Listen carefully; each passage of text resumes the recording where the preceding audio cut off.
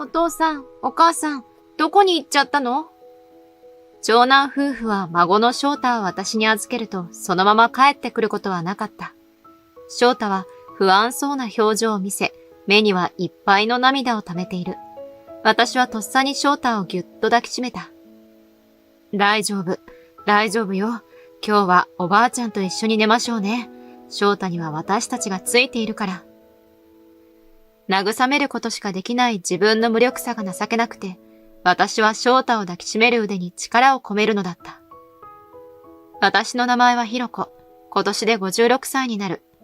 27歳の時に夫の浩二と結婚。夫との間には2人の息子に恵まれた。長男のみつるは熱しやすく冷めやすい性格。幼少期の頃から何事にも好奇心旺盛な子供だった。反対に次男の蓮は一つの物事をコツコツと積み重ねるタイプだった。持病の治療で苦しんでいる夫の姿を見た蓮は医者になりたいという夢を持ち、コツコツと勉強を続けている。こんな正反対の息子たちは根っから馬が合わないようで、昔から喧嘩ばかりで仲裁に入る私や夫も毎回苦労している。そんな二人も大人になり、それぞれの道を進み、めったに顔を合わせなくなっていく。みつるは近くの私立大学を卒業した後、一般商社に入社。そこでりなさんと知り合い、結婚をして、翌年には孫の翔太も誕生した。一方で、蓮は国立大学の医学部へと進学した。この時の私は、一歩ずつ自分の夢を叶えるために努力している蓮の姿を誇らしく感じるのだった。今では、息子たちが揃って顔を出すのも、年末の大晦日の日くらいだ。そんなある年の大晦日、私は朝早くから料理やみつるたちが泊まる部屋の準備を行っていた。午後になり、みつる家族が家に到着する。おじちゃん、翔太また大きくなったな。へへへ。翔太は小さい頃から幾度となくこの家に預けられてきていたため、蓮や私たちにもだいぶ懐いている。翔太、そんなに蓮がいいならこの家の子になれよ。そうよ。いつも言うこと聞かないで面倒をかけているんだから、いっそのこと、ここで引き取ってほしいくらいだわ。みつるとりなさんは、以前から翔太のことを邪険に扱っている。私たち夫婦と蓮は、それが気がかりだった。そんな言い方しなくてもいいじゃないですか。翔太はあなたたちの子供なんですから。蓮がそう叱責するが、みつるたちには全く響かない。子供がいない人にはわからないのよ。そうそう。親になってみてようやくその苦労がわかるんだよ。みつるたちはそう言い、翔太を残してリビングへと消えていくのだった。その後、夕飯の時間が近づき、みつるの家族と蓮と私たち夫婦で食卓を囲む。お前さ、高い医学部の学費を父さんたちに払ってもらっているんだろ？お前が医者になれるわけないんだから、無駄な金を出させるなよ。そうよね。そういうのって親不孝者っていうのかな。いつまでも叶いもしない夢を追いかけるのはみっともないわよ。みつるとりなさんの無神経な言葉に、蓮が露骨に嫌な表情を浮かべる。私はその殺伐とした空気をどうにかしようと、わざと明るい声色で手をパチンと叩く。まあ、みんな元気に一年乗り切れただけでいいじゃない。健康が一番よ。夫も息子たちの空気感を感じ取ったのか、話題を変えようと試みる。そうだな。みんなでこうして集まれることが俺たちも嬉しいよ。しかし、私たちが自分の味方をしなかったからか、長男夫婦はさらにヒートアップする。母さんたちは蓮に甘すぎるんじゃないの？本当に医師免許なんか取れると思っているわけ？うちにはつてがあるわけでも、金があるわけでもないんだからさ。そうですよ。無駄に学費だけ払わされるなんて、お母さんたちがかわいそうだわ。長男夫婦は蓮のことを見下しながら嘲笑を交える。みつるは昔から蓮に対して異常なまでの対抗心を持っていて、自分が優勢でないと気が済まない節があった。そして、リナさんも同じようにレンを見下すことで優越感に浸っているのだろう。一触即発の空気に誰も口を開くことはできない。そんな重苦しい空気の中、口を開いたのはレンだった。別に兄さんたちにどう思ってもらおうと構わないけどさ、俺はすでに医師免許取って春から大学病院で働くことが決まっているから。え？レンのいきなりの報告に私たちは声を上げる。昔から冷静な部分があったので多少のことでは驚かない自信があった。しかし、今回ばかりは私も声を上げて驚くのだった。どうしてそんな大事なことをすぐに言わないの？そうだぞ、水臭いじゃないか。ちょうど今日みんなが集まるからその時に言おうと思っていたんだよ。夫もレンの夢が叶い、とても嬉しそうにしている。しかし、肝心のレンは私たちのことは気にせず、ミツルを睨みつけている。医者になろうが何をしようが俺の自由だ。兄さんたちには関係のない話なんだから、俺の人生に口出ししないでくれ。偉そうなこと言いやがって、調子に乗るんじゃねえ。立ち上がったミツルがレンに掴みかかる。おそらく、ミツルの兄としてのプライドが刺激されたのだろう。しかし、レンも負けじと声を張り上げる。兄さんだって、母さんたちに金がないって泣きついているんだろ。親不孝者の寄生虫はどっちだよ。何？家庭を持ったことのないお前に俺たちの何がわかるんだよ。ちょっと二人とも落ち着いて。兄弟喧嘩はますますヒートアップしていく。私は何とか二人の仲裁を試みるも、肝心の二人には全く聞こえていない。大人になってからの兄弟喧嘩は子供の頃とは違って迫力がある。リナさんもさすがに口出しできないのか、ミツルの後ろでオロオロとしているだけだ。翔太はミツルたちの迫力に圧倒されて、目にいっぱいの涙を溜めている。私がどうしようかと頭を悩ませていたとき、机をバンと叩く音が部屋に響くのだった。二人ともやめなさい。大の大人が大声を出してみっともないとは思わないのか？夫がそう言うと、ミツルは舌打ちをする。だからこいつとは昔から会わねえんだよ。もういい、帰るぞ。こうしてミツルはリナさんたちを連れて帰ってしまうのだった。その後、レンは申し訳なさそうに眉尻を下げて謝罪をするのだった。母さん、ごめん。いいのよ。ほら、ご飯が冷めちゃうわ。早く食べましょう。それから私たちは三人で無事に新年を迎え、日常に戻るのだった。それから数週間後、ミツルが一人で我が家を訪れる。母さん、この間は悪かったよ。レンについカッとなっちまったんだ。せっかくいろいろ準備してくれていたのにごめん。そう言って謝罪をするミツルを私は優しく受け入れる。もういいのよ。今日はどうしたの？リナさんたちは来ていないの？うん。大事な話があって一人で来たんだ。大事な話？私はお茶を入れていた手を止め、ミツルの話に耳を傾ける。いきなりなんだけどさ、俺、起業しようと思っているんだ。起業？ミツルの突拍子のない申し出に私は声を上げて驚く。そんな私を気にすることなく、ミツルの話は続く。起業して社長になることが俺の昔からの夢だったんだよ。だから母さんも俺の夢を応援してくれるだろ？それはもちろん応援するけど、いきなり起業だなんて大丈夫なの？ほら、いろいろ準備が必要でしょ？翔太もまだ小さいし、収入面とかはきちんと考えているの？だからそのことで今日は話をしに来たんだよ。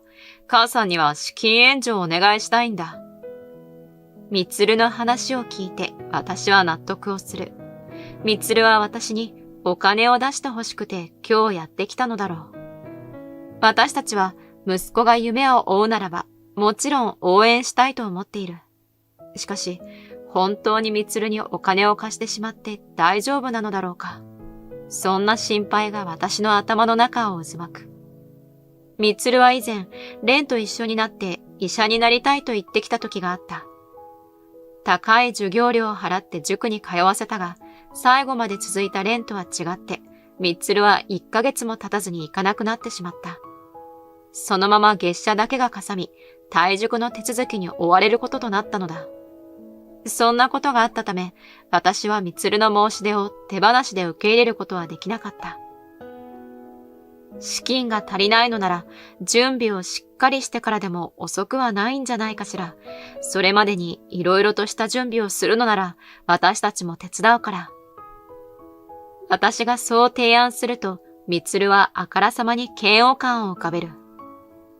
レンの時はすぐに金を出したくせに、俺には出してくれないわけ？そんなの不公平だと思うんだけど。レンにはあくまでも学費として貸しているだけなの。あの子自身も後で返すって約束してくれてもいるのよ。そんなの、口約束でしかないじゃないか。俺だって貸してほしいんだよ。会社をでっかくして何倍にもして返すからさ。な、頼むよ。みつるに頭を下げられてしまい、私はそれ以上反対することができなくなってしまう。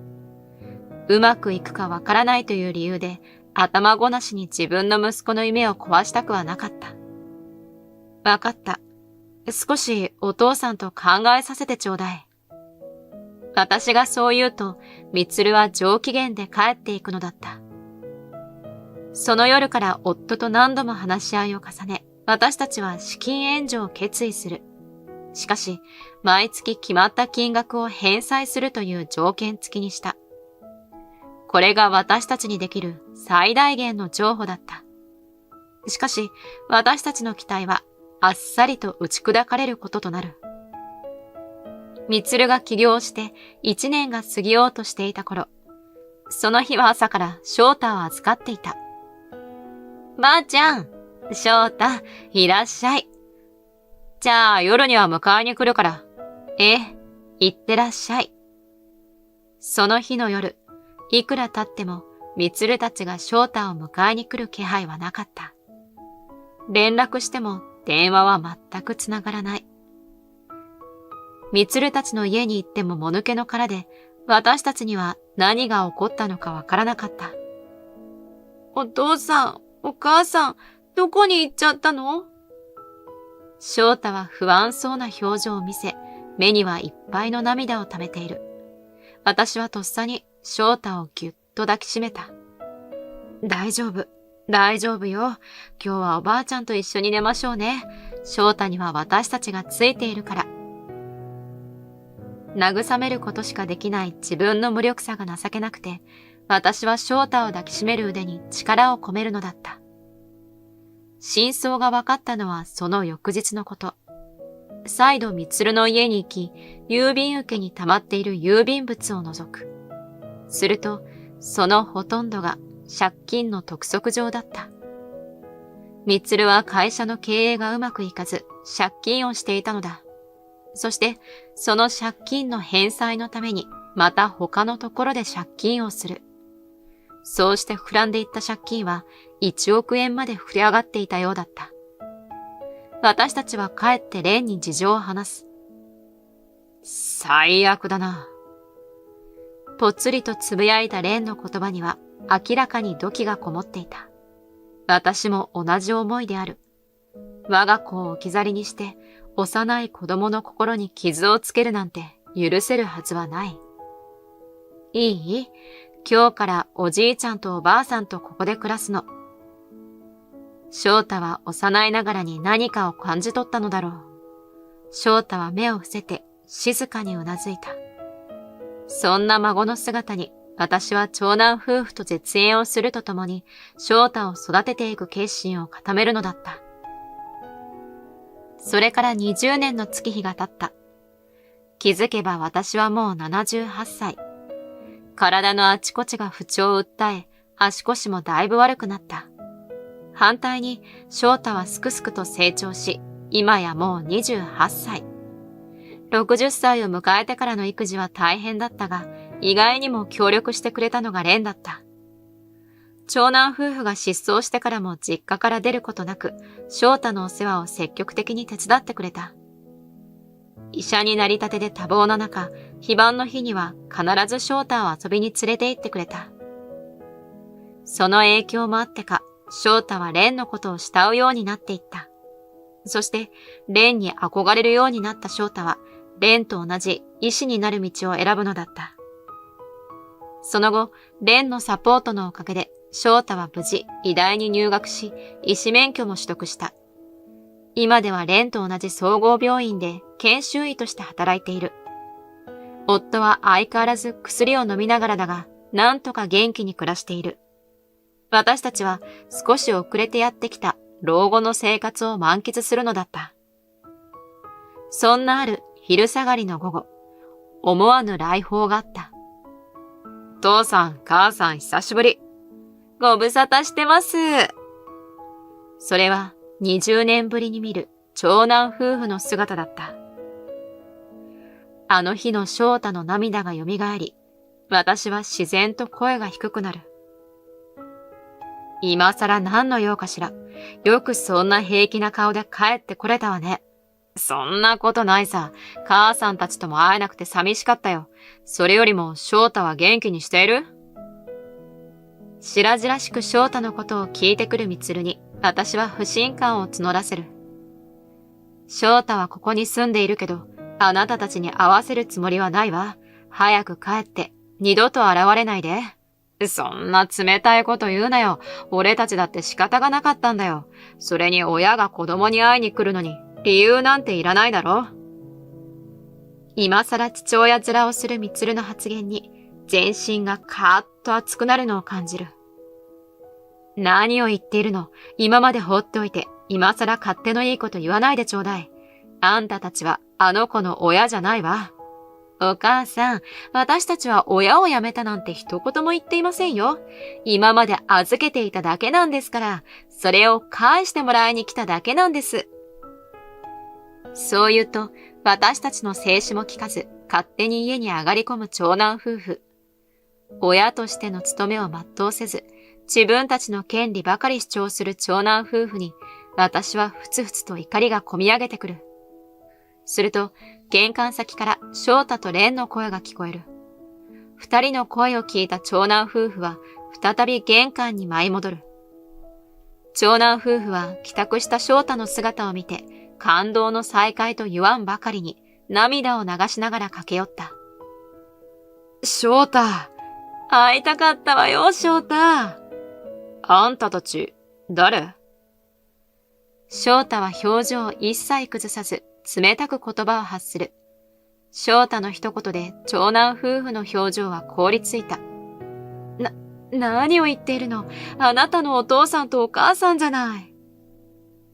それでも諦めないリナさんは翔太の腕を掴もうとする。しかし、翔太はその腕を荒々しく払いのけるのだった。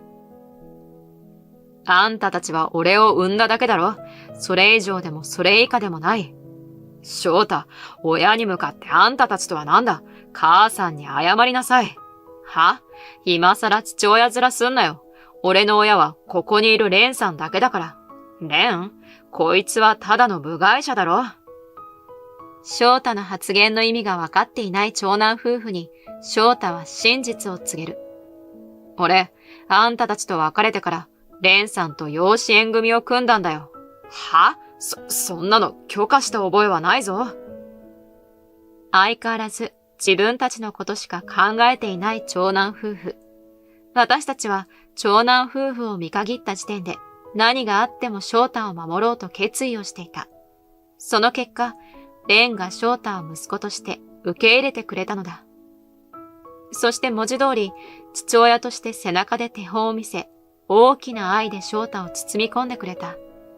それに応えるように翔太も蓮のことを父親としてしたい養子縁組を決意するのだった。決して本物ではないけれど、二人の間には確かな親子の絆があった。